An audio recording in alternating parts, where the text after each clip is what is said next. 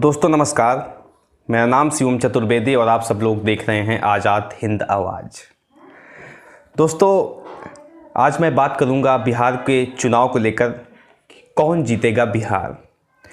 क्या आरजेडी की लालटेन जलेगी या चलेगा जेडीयू का वान? इस चीज़ को आज थोड़ा समझने की कोशिश करूंगा और आप सब लोग को उस चीज़ से रूबरू कराऊंगा कि जिस चीज़ों को, जिन बिंदुओं को लेकर बिहार के चुनाव को लड़ा जाता है और वहाँ की गद्दी हासिल की जाती है, उन सभी चीज़ों को आपको आज समझाने की कोशिश करूँगा कि दोस्तों वहाँ पे कौन सी पार्टी जीतेगी, कि किंग कौन बनेगा, किंग मेकर कौन बनेगा और गेम चेंजर कौन बनेगा। इन सभी चीज़ों को आज आप सब लोग के सामने समझाऊँगा। सबसे पहले दोस्तों वहाँ पे किसी चीज़ को समझा जाएगा बिहार के अंदर और उत्तर प्रदेश के अंदर, खास करके चुनाव के दरमियान, तो वह है वहाँ की जातिगत राजनीति।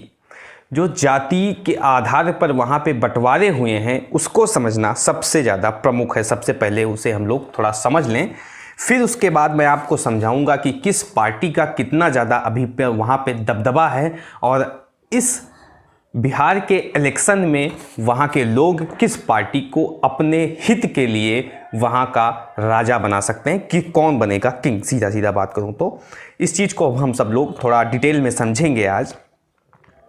वैसे हमारे सर मनोज कुमार शर्मा जी आप सब लोग के सामने आए दिन इस तरह की डिटेल लेके सामने आते रहते हैं, लेकिन आज एक कोशिश मैंने की है आप सब लोग को समझाने की। तो सबसे पहले वहाँ के जाति के आधार पे जो बंटवारे हुए हैं उसको समझ लेते हैं, फिर उसके बाद चीज़ें समझेंगे। दोस्तों वहाँ पे 82% हिंदू हैं और 18% मुस्लिम वोटर हैं। मतलब 82% हिंदू वोटर और 18% मुस्लिम अल्पसंख्यक, जिसमें 17.5 हैं मुस्लिम और 0.5% जो हैं अल्पसंख्यक हैं। ये तो हो गया धर्म के आधार पर। फिर उसके बाद वर्ग को अगर डिवाइड किया जाए तो 17.5 हिंदू स्वर्ण हैं और 4.5 मुस्लिम फॉरवर्ड कास्ट, यानी 22% के आसपास अगड़ी जात के लोग होते हैं। अगड़ी जात मतलब ऐसे लोग जो संपन्न हैं और जनरल कैटेगरी में आते हैं। दोस्तों हिंदू स्वर्ण का विभाजन की अगर हम बात करें तो 5.5% राजपूत, 5.5% ब्राह्मण और 4% भूमिहार, 2.5% कायस्थ, ये सब लोग वहाँ पे पाए जाते हैं। अभी इन्हीं जाति के आधार पर हम समझेंगे किस तरह से वोट का डिवीज़न होता है, वोटर्स का डिवीज़न होता है और कैसे पार्टियां इन्हें डिवाइड करके रूल करने की कोशिश करती हैं, वो चीज़ भी हम समझेंगे। दोस्तों ओबीसी वोटर वहाँ पे सबसे ज़्यादा पाए जाते हैं। बिहार के अंदर 62% ओबीसी वोटर केवल हैं, जिसमें 13% मुस्लिम हैं और 49% हिंदू हैं। और हिंदू में भी कैटेगरी है जिसमें 34% अति पिछड़ी वर्ग से आते हैं, 12% यादव जो कि खास पार्टी को सपोर्ट करते हैं, अभी उस पर जिक्र करेंगे, 4.5% कुशवाहा, 6% वैश्य और 2.5% कुर्मी। 16% SC ST वोटर्स हैं वहाँ पे, जो कि एक अहम रोल प्ले करते हैं बिहार की राजनीति में। और बिहार में कौन किंग बनेगा उसे उन सभी दरमियानों में, अभी उस पर सब पे बात करता हूँ। दोस्तों अब थोड़ा सा इस चीज़ को समझ लीजिए, जो मुस्लिम वोटर्स हैं और यादव वोटर्स हैं, वो जो कोर वोटर माने जाते हैं वो आरजेडी के माने जाते हैं। आरजेडी से कहने से बेहतर होगा वो महागठबंधन जो बना हुआ है उसके माने जाते हैं। जो 3 प्रमुख पार्टियां बिहार के अंदर हैं, आरजेडी, जेडीयू और बीजेपी, 3 प्रमुख पार्टियां, इनमें से जो भी 2 पार्टी साथ में रहती है, अलायंस में रहती है, सत्ता में वही होती है। पिछले कई सालों से ये चीज़ देखने को मिल रही है और इस बार का भी ऐलान अभी तक यही है कि जेडीयू और बीजेपी साथ में अलायंस करके सरकार बनाएंगे। और ये संभव है, ये होगा कि नहीं होगा, इन सभी चीज़ों पे भी आगे चल के हम लोग निष्कर्ष पे आ जाएंगे, चीज़ें समझ पाएंगे कि ये कितना ज़्यादा संभव है, वो दूसरी बात होगी। अभी इस चीज़ को समझिए थोड़ा कि मुस्लिम वोटर्स और यादव वोटर्स जो हैं कोर वोटर माने जाते हैं आरजेडी के।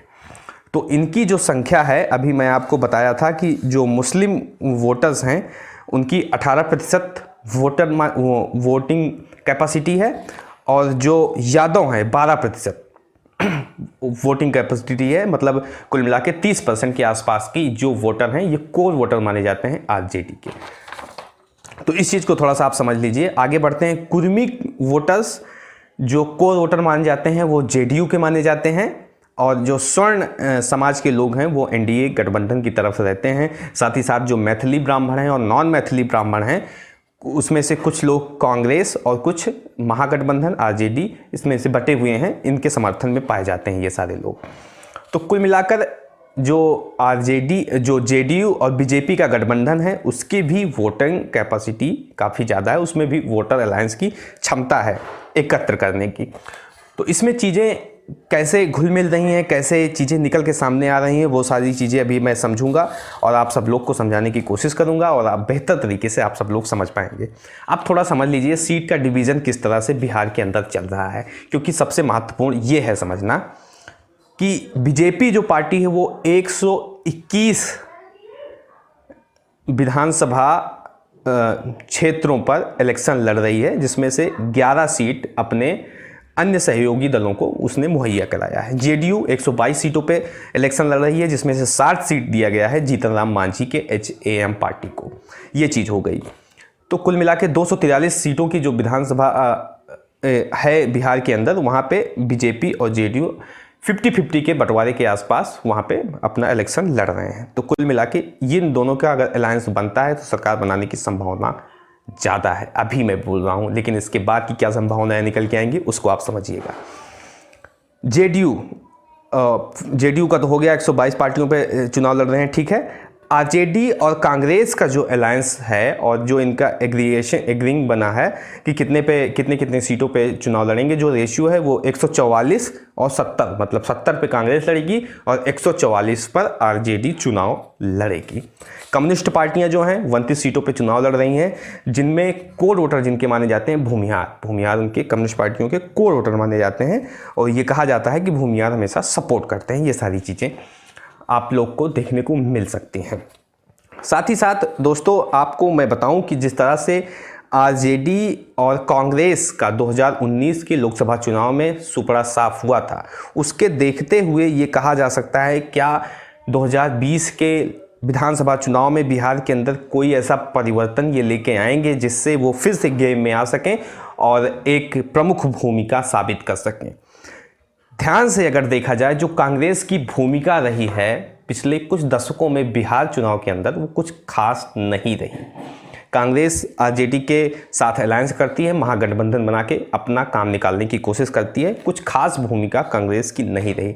लेकिन इस चुनाव में क्या कुछ खास हो सकता है बिहार चुनाव के अंदर कांग्रेस के द्वारा, ये समझने वाली बात है। क्योंकि लगातार जिस कोरोना काल में जिस तरह से प्रमुखता के साथ प्रियंका गांधी और राहुल गांधी की सक्रियता राजनीति के अंदर बढ़ी है, चाहे उत्तर प्रदेश में हो या फिर दिल्ली की राजनीति हो, इन सभी जगहों पे वो असर कहीं ना कहीं बिहार चुनाव के अंदर डाल सकता है। ये तो हो गया एक जातिगत समीकरण और बिहार में कौन सी पार्टी लड़ रही है, कितनी सीटों पर लड़ रही है, सारी चीज़ें। अब थोड़ा सा आप ये समझ लीजिए कि इस समय का माहौल क्या है, इस समय के हालात क्या हैं और जनता का रुख किसकी तरफ है, इसको समझना सबसे ज़्यादा महत्वपूर्ण है दोस्तों।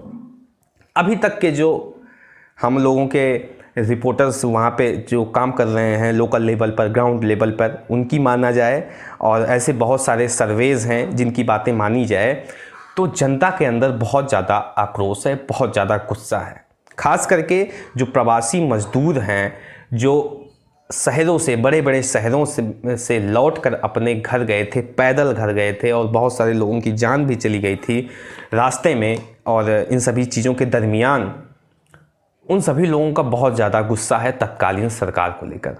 और जिस तरह के जुमले लगातार बीजेपी पार्टी द्वारा परोसे जा रहे हैं, उससे बहुत ज़्यादा वहाँ के आम जनता के अंदर गुस्सा है। और किसान बिल जो आया अभी, ये भी एक फैक्टर बिहार चुनाव के अंदर साबित जरूर होगा दोस्तों। तो एक तरह से देखा जाए तो जातिगत समीकरण को समझा जाए और जो वहाँ की अभी तक की तथाकथित पॉलिटिक्स रही है, जाति के आधार पे बंटवारा और सीटों का लेन देन, उसका हेर फेर, उन सभी चीज़ों में, और अभी का जो वहाँ का समीकरण चल रहा है, जो माहौल चल रहा है, जो एक अंदाज चल रहा है बिहार का, उस चीज़ को भी समझा जाए तो कहीं ना कहीं इसमें बीजेपी और जेडीयू को बहुत ज़्यादा नुकसान होने वाला है। और ये भी अनुमान लगाया जा रहा है कि आने वाले समय में जेडीयू, जो कि बीजेपी के साथ अलायंस करके पिछले 5 साल से सरकार चला रही है, वो बीजेपी के साथ अलायंस तोड़ के महागठबंधन के साथ जुड़ के सरकार बना सकती है। इसकी भी संभावनाएं जताई जा रही हैं, क्योंकि बीजेपी इसमें बुरी तरीके से पस्त होने वाली है और ये साथ साथ जेडीयू को भी ले डूब सकती है। ये चीज़ सुनाई पड़ रही है, अभी तक के जो नतीजे निकल के सामने आ रहे हैं। जीतन राम मांझी और एलएनजेपी, जो कि रामविलास पासवान की पार्टी है, और रामविलास पासवान जी अब इस दुनिया में नहीं रहे, उनकी आत्मा को बहुत बहुत शांति। उनके जो बेटे चिराग पासवान हैं, जो as a solo party Bihar में चुनाव लड़ने की कोशिश कर रहे हैं, वो क्या इफेक्ट डाल सकते हैं वो देखने वाली बात होगी, क्योंकि उसका बहुत ज़्यादा भी प्रिडिक्शन लगाना संभव नहीं है। क्योंकि क्या होता है दोस्तों कि कई बार जनता भावुक रूप से और इमोशनली अटैच होकर सपोर्ट कर भी देती है, और बहुत सारी ऐसी बात देखी गई है कि जनता सपोर्ट नहीं करती। तो कोई बड़ा प्रेडिक्शन नहीं लगाया जा सकता, हाँ, लेकिन एज अ फैक्टर इफेक्ट जरूर करेंगे। एक पार्टी और है जिसका नाम आप सब लोगों ने बहुत बार इस बिहार के चुनाव में सुना होगा, लेकिन कुछ खास करतब दिखाने के मायदा वो नहीं रखती है, AIMI, जो कि अजहरुद्दीन अवैसी की पार्टी है। तो वो अगर बिहार में कई सारे सीटों पे चुनाव लड़ती है, अभी तक कुछ ऐसा चीज़ देखने को नहीं मिली, तो वो कहीं ना कहीं प्रो बीजेपी की तरफ दिखाई पड़ रही है। बीजेपी को फ़ायदा हो सकता है उसके बिहार में चुनाव लड़ने से, क्योंकि सीधा बात यह है, आप इस चीज़ को समझ लीजिए, अगर AIMI गेम में आती है और बिहार विधानसभा चुनाव को लड़ती है, तो उसमें बीजेपी पार्टी जो है दोस्तों, उसके वोट जो हैं वो पोलराइज होके उसके पास आएंगे, और जो मुस्लिम वोट हैं वो पोलराइज होके AIMI के पास चले जाएंगे। तो जो मुस्लिम वोटर्स का पोलराइजेशन होगा, उससे सीधा फ़ायदा बीजेपी को होने वाला है दोस्तों। तो इन सभी आंकड़ों को समझा जाए, इन सभी चीज़ों को समझा जाए, तो ये चीज़ कहा जा सकता है कि गठबंधन इस बार गेम चेंज कर सकता है और बड़े गेम में आ सकता है। महागठबंधन की बात करूं मैं, आरजेडी और कांग्रेस का जो अलायंस है, और बहुत सारी पार्टियां भी उसके साथ जुड़ी हुई हैं, तो हो सकता है ये गेम में आ सकती हैं। लेकिन इस बात की भी बड़ी संभावना है कि बीजेपी को काफ़ी ज़्यादा लॉस होगा और जेडीयू भी महागठबंधन के साथ जुड़ जाए, इसकी भी संभावनाएं हैं दोस्तों। बाकी दोस्तों, आपकी राय क्या है इस वीडियो को देखने के बाद, उसको कमेंट बॉक्स में बताएं। साथ ही साथ वीडियो को लाइक ज़रूर करें और चैनल को सब्सक्राइब करें। मिलते हैं इसी तरह किसी और वीडियो के साथ।